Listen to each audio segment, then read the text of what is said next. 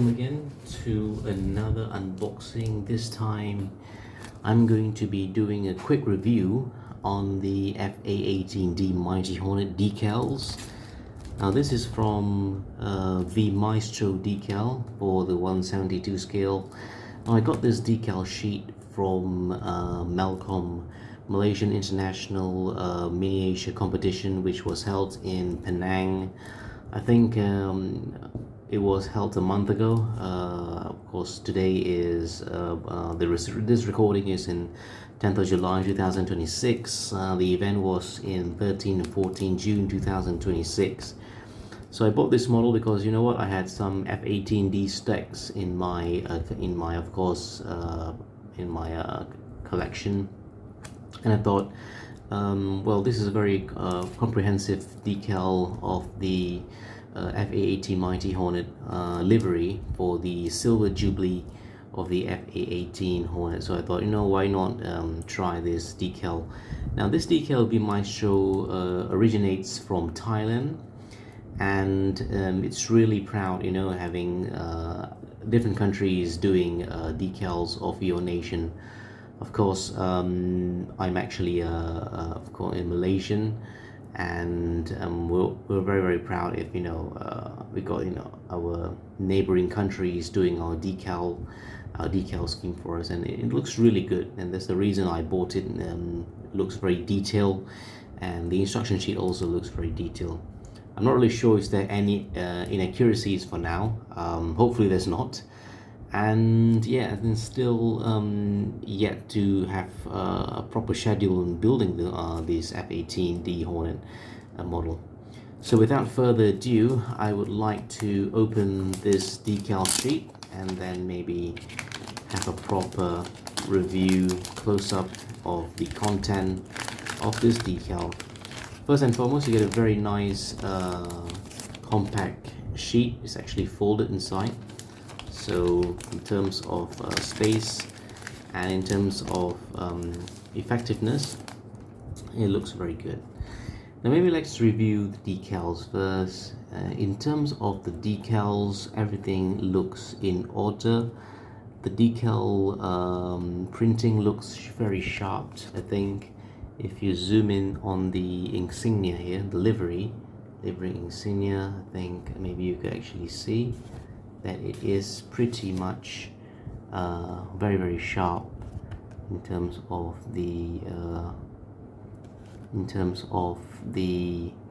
decaling. And let's look at these. Alright, a bit of right. So I'm not really sure, it doesn't capture the I think it doesn't capture the sharpness, the zoom in effect. I think, well, anyways, well, I'll retry it, okay, for a while. Okay, so there you have it. That is the effect I wanted. Somehow the camera does not want to zoom in, and I can't blame him because it's actually 4 AM in this recording. I just actually thought, you know, got awake and thought, you know what, let's do a review of the decal. It's been on the shelf for so long. So you can actually see that the decal looks very neat. You can actually see it's a separated print. So each piece comes by its own. You also have the numbering for the sides. You also have the other decals. You can actually see the printing of each looks very crisp and very sharp in terms of all the components. And yeah, I mean, I really like, it's not easy to get a very high quality decal. You can actually see the wording is not blurred. You can actually spell out the spelling of the wording. Even for a 172 scale, you can actually see the wording is still sharply printed onto the decal.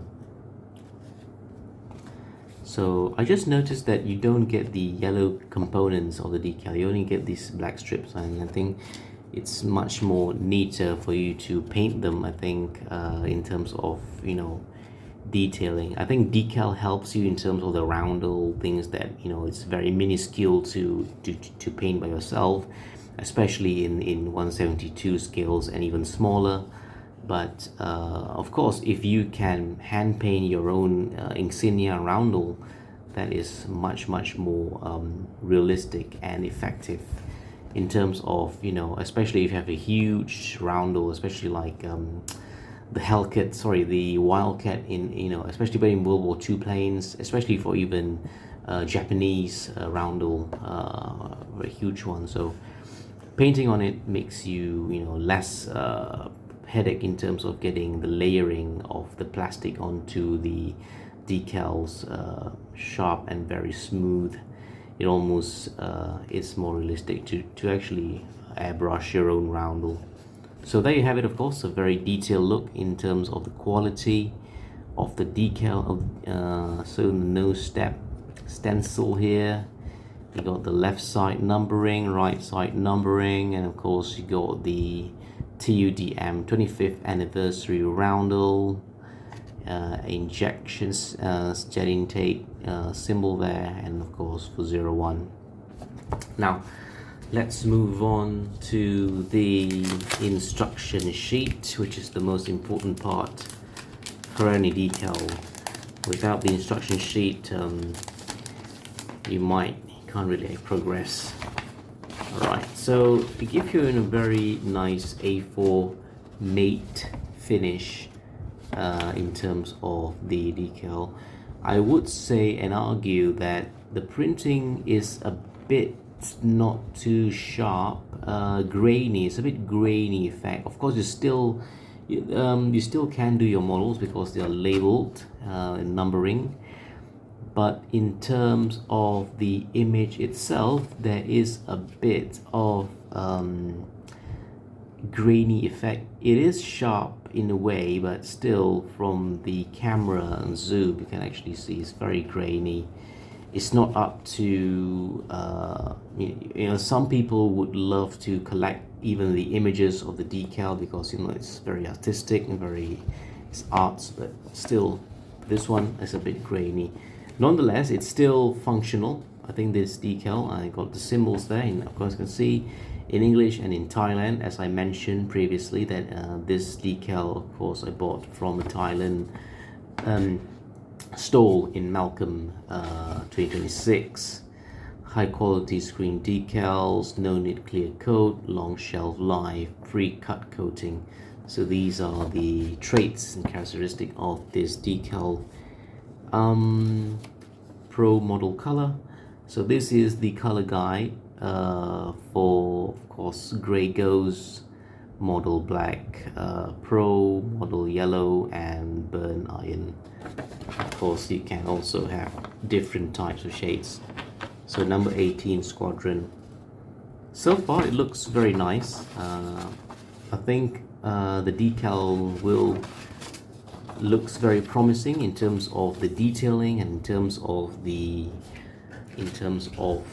you know, how it is printed, in terms of the sharpness. I have no complaints so far. Only the guide images is not clear, crisp images, a bit grainy effect. I'm not sure is that on purpose. A lot of sharpness are reduced, pen aligning. Sometimes, you know, you want to really see exactly where the location is on the model component, on the aircraft itself, but yeah, still it is not compromised because it the decal sheet gives you all the coding you need in alphabet and of course in numerical digital serial numbers 19, 15, 17 and so on. So yes, again, I will rate this one a solid 8. I think I have no problems in terms of the decal, just the images of the decal, and yeah, I mean, I just realized that you're not given the yellow component. I think, yeah, it's such a huge surface that you might as well just paint it, and it's much more easier that way.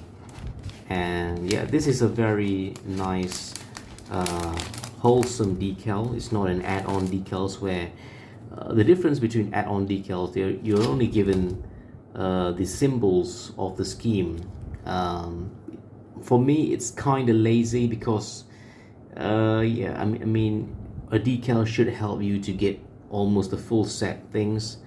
And sometimes people just, produce printing, since today it's very easy to have your own custom decals. Some decal manufacturer, even I, back in the day, used to sell decals that you only print the symbols. But of course, as a modeler and as someone who is in this industry, you want to buy a decal set which is fully complete, and you don't really need to worry about adding on more decal version of it. You want to buy at one go and everything is done for. So again, everything should be okay.